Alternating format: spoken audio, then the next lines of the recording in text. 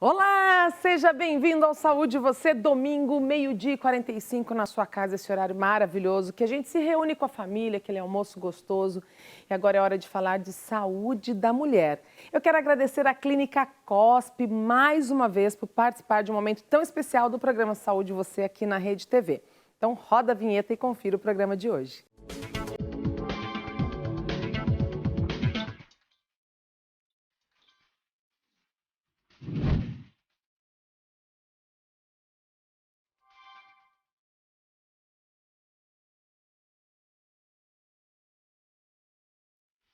E no programa de hoje eu converso com 3 especialistas que sabem tudo quando o assunto é saúde da mulher. Doutor Mário Martinez, tudo bem, doutor?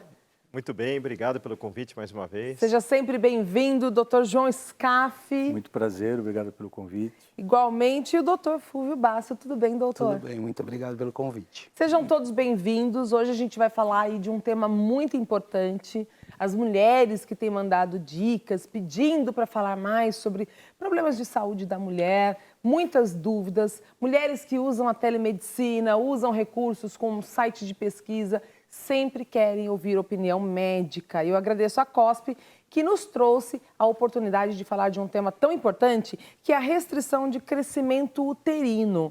Então, para a gente começar a entender o que é, como que trata, eu quero saber o que é essa restrição de crescimento intrauterino. A restrição do crescimento intrauterino é uma patologia que pode atingir até 10% da população, então das gestantes, quando o feto, o bebê, a partir da 24ª semana, ele não consegue passar de um percentil número 10, que a gente coloca. Isso quer dizer, é uma tabela onde, através do peso fetal e a idade gestacional, existe uma classificação e quando esse feto fica abaixo desse percentil 10, ele tem essa denominação de restrição do crescimento intrauterino. Toda foto que a gente olha de gestante é bonitinha, né? Eu sempre falo que a foto do bebê, da criança, da mãe são sempre fotos muito acolhedoras. Agora, como que faz o diagnóstico desse tipo de crescimento intrauterino? Esse diagnóstico é eminentemente ultrassonográfico. É através das medidas, diversas medidas que o ultrassom consegue realizar, através da circunferência abdominal, circunferência craniana, diâmetros dos ossos longos, ele consegue, com esses dados, jogar nessa tabela que o Dr. Fúvio referiu e, em cima disso, você consegue chegar a um peso estimado desse feto. Agora, quais são as causas? Porque aqui a gente está falando de uma restrição do crescimento intrauterino. O que causa isso? Na verdade, as causas podem ser diversas. Podem ser causas maternas, a paciente que tenha pré-eclâmpsia, hipertensão na gravidez, né, que a gente chama, diabetes gestacionais, pacientes tabagistas que fazem uso de álcool. Podem ser causas placentárias, quer dizer, a placenta que nutre o nenê, que faz ele crescer. E às vezes nós temos insuficiência placentária, onde a placenta começa a não mandar a quantidade suficiente de sangue para o nenê. E com isso ele pega menos peso. E temos causas fetais propriamente ditas, que são causas genéticas, doenças genéticas, cromossômicas, que podem também cursar com a restrição de crescimento intraútero. Isso tem cura? Não. Praticamente não existe nenhum tratamento específico.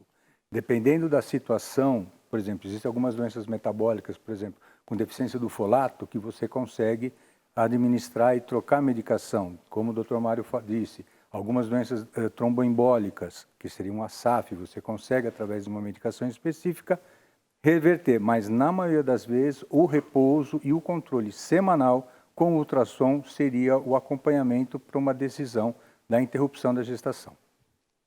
Há risco para o bebê, doutor? Há risco para o bebê, por isso o controle que deve ser feito às vezes semanal, às vezes a cada 2 dias, a cada 3 dias, dependendo da gravidade. Nossa, é uma gestação, assim, digamos que é acompanhamento do primeiro momento que se descobre até o final, né? A partir da 24ª semana, quando você começa a poder fazer esse diagnóstico, Sim. Você espera uma idade gestacional onde temos a viabilidade desse feto, e aí é um controle mais próximo com essa gestante, através dos ultrassons, para o momento exato da decisão da resolução da gestação. Agora, uma pergunta de um momento que eu acredito que é muito difícil. Existe, às vezes, a necessidade de interromper uma gravidez quando a mulher tem esse problema? Exato. Essa necessidade, às vezes, chegamos a esse ponto quando a restrição se agrava demais e o nenê entra no que a gente chama de sofrimento fetal. E isso a gente acompanha através de ultrassonografia com Doppler. Doppler junto com o ultrassom, mostra o fluxo de sangue que está chegando para o bebê. E quando a restrição é tão severa e vai se agravando, chega um momento que esse nenê entra em sofrimento fetal e a gente tem que interromper a gravidez. E muitas vezes o nenê ainda não está totalmente maduro, é prematuro. Então, é o que a gente chama de gestação de alto risco. A restrição de crescimento intraútero é classificado dentro de uma gestação de alto risco, onde temos risco para a criança, dependendo da fase que ele tenha que nascer. Quando a mulher começa a pensar em engravidar, ela começa a pesquisar tudo, tentar entender tudo, né? E muitas vezes chega no consultório de vocês já com um monte de informação na cabeça. Tem que ter um controle muito grande de alimentação, alguma coisa, até para poder controlar esse crescimento? Não. Ou não tem relação nenhuma? Não. Mesmo as mães que, claro que existe uma condição socioeconômica baixa que pode ter uma incidência, mas a desnutrição materna, para levar esse caso, ela tem que ser muito severa. Nasceu a criança, está na fase adulta, existe alguma, como que eu posso dizer, algum efeito na vida adulta dessa pessoa que nasceu através de uma restrição de crescimento intrauterino? Existe uma interferência na vida adulta? Existe um risco dele ter um aumento na obesidade, hipertensão, diabetes, essas doenças metabólicas que eles podem acarretar com essa carência que ele teve nessa vida intrauterina. Isso depende muito da fase que a criança nasceu. Se a criança nasce prematura, a chance é maior. Se a criança consegue chegar a termo e ele é um restrito, mas chegou a termo, que a gente chama, é quando tem mais de 37 semanas de gestação, Sim. a chance de ele desenvolver problemas futuros é bem menor. Agora eu tenho uma dúvida. Uma mulher teve uma filha de uma restrição de crescimento intrauterino. Essa filha, ela pode ter o mesmo problema da mãe? Isso pode ser genético e ao longo da vida isso desencadear aí para...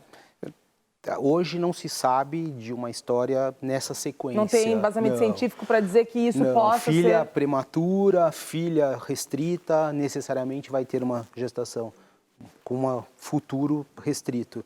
Como as causas foram ditas, as causas maternas, as doenças, às vezes alterações anatômicas do útero, alterações de restrição da própria placenta que não consegue fazer essa nutrição adequada do feto, isso não passa de geração para geração. Bom, uma boa notícia, né? Se vocês quiserem saber mais informações, eu sempre aconselho procurar um especialista. Hoje a telemedicina veio para ajudar, para facilitar. Nós passamos por um momento muito difícil de isolamento, pandemia, as pessoas se adaptando ao retorno da vida. E eu quero mostrar para vocês uma preparação muito especial que a COSP fez para receber as suas pacientes. Confira. Oi, gente, tudo bem com vocês? Eu sou a Duda Rodrigues e quero dizer que com muito carinho, nós aqui da Clínica COSP recebemos a visita da doutora Ácaro, uma empresa que trabalha com saúde, higienização, limpeza profunda, pensando sempre na prevenção e no bem-estar de todos os nossos pacientes. Hoje, a doutora Ácaro veio fazer parte da Clínica COSP, porque além do uso de máscaras, da importância do álcool gel, também é importante cuidar dos ambientes, das superfícies. E por isso, a clínica passou por um processo de desinfecção. E além disso, quero agradecer a doutora Ácaro por esse presente. É um lançamento que é um higienizador de mãos e ambientes. E nós, da Clínica COSP, preocupados e adeptos à prevenção, vamos utilizar com certeza. Doutora Ácaro, muito obrigado por fazer parte dessa história que já acontece há mais de 30 anos. Tá vendo a importância de ter preocupação com o atendimento, de oferecer telemedicina, mas que muitas vezes não substitui o ato presencial. Por isso a COSP, em parceria com a doutora Ácaro, passou por esse processo de higienização e desinfecção de todos os ambientes. Esse é um protocolo que é praticado mensalmente na Clínica COSP. Então, quem quiser conhecer vai ter toda a segurança para poder ter qualidade de vida. Doutor, eu quero fazer uma pergunta. A criança, por exemplo, durante a gestação, quando ela está abaixo do peso, pode ser algum sintoma de até restrição ou de alguma outra patologia? Nem toda criança intraútero com baixo peso é patológico. Então, pais pequenos vão gerar filhos pequenos. Eu tenho o hábito de comentar com as pacientes que se você planta ervilha, tem que nascer uma ervilha, não pode nascer uma melancia. E se você são pais grandes, uma melancia, você não espera fetos pequenos. Aí você vai atrás da patologia da restrição de crescimento. Agora, hoje a gente vê que as mulheres, elas têm a gente vê muita matéria sobre parto natural, parto, hoje as mulheres buscando doulas e parto. E nesse caso, a gente está falando de um caso de uma gestação, que é uma gestação que tem todo um cuidado médico, acompanhamento médico, inclusive de risco para o bebê. Qual é a via de nascimento do bebê? Pode ser qualquer uma dessas opções de natural? Na verdade é assim, quando acabamos de classificar que a restrição de crescimento intraútero trata-se de uma gestação de alto risco. Muitas vezes, como essa criança restrita, ela já está com problema de oxigenação, a quantidade de sangue que está chegando para a criança já não é o suficiente, tanto é que ela não consegue ganhar peso intraútero. Muitas vezes, ir para um parto via vaginal, um parto natural, demora muitas horas, às vezes, para a criança nascer e não é a melhor condição, porque estamos diante de uma patologia obstétrica. Então, normalmente, quando temos um verdadeiro restrito, a interrupção da gravidez é feita pelo parto cesariana. Trabalhando o grau de acidose, de sofrimento que ele tem no momento.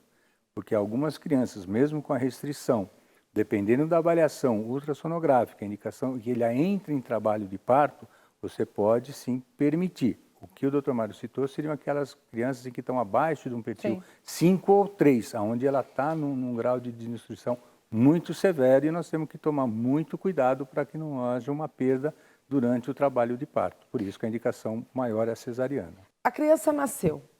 Existe a necessidade dessa criança permanecer no hospital por um período, da mãe ficar internada, né? Porque a gente, às vezes, vê casos de crianças e mães, principalmente a criança, que fica, às vezes, mais de 1 mês, 2 meses internadas. Esse é um caso de internação pós o nascimento? Sim, como trata-se muitas vezes, a criança entrou em sofrimento fetal, teve que nascer antes da hora. Então, com muita frequência, a restrição de crescimento intraútero leva à prematuridade.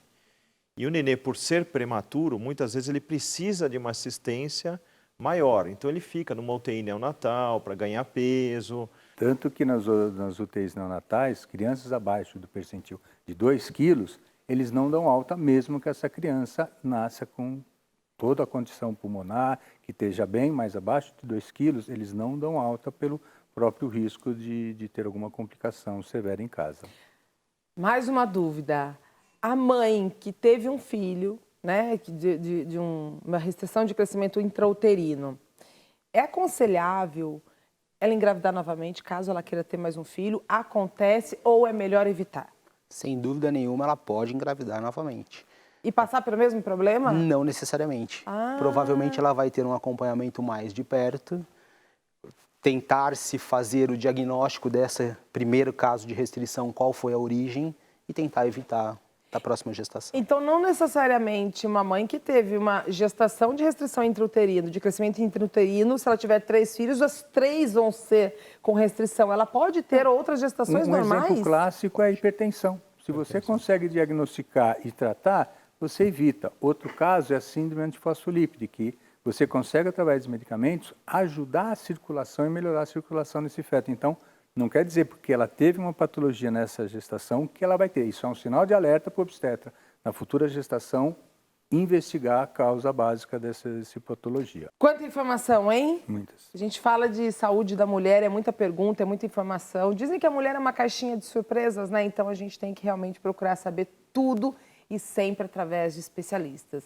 Aqui no Saúde Você, nós sempre buscamos falar de saúde com ética, com responsabilidade, respeitando principalmente o código de ética do CRM, que é realmente dar informações que sejam de utilidade pública, orientando a população de que forma cuidar da sua saúde. Obrigada, doutores. Muito obrigada. Parabéns pela clínica, que tem feito um excelente trabalho. E vocês que querem conhecer, continue acompanhando o nosso portal, programasaudevocê.com.br, vai conhecer todos os especialistas que estão aqui conosco e também pode me acompanhar pelas redes sociais, dudarodrigues.oficial. Obrigada e até o próximo domingo.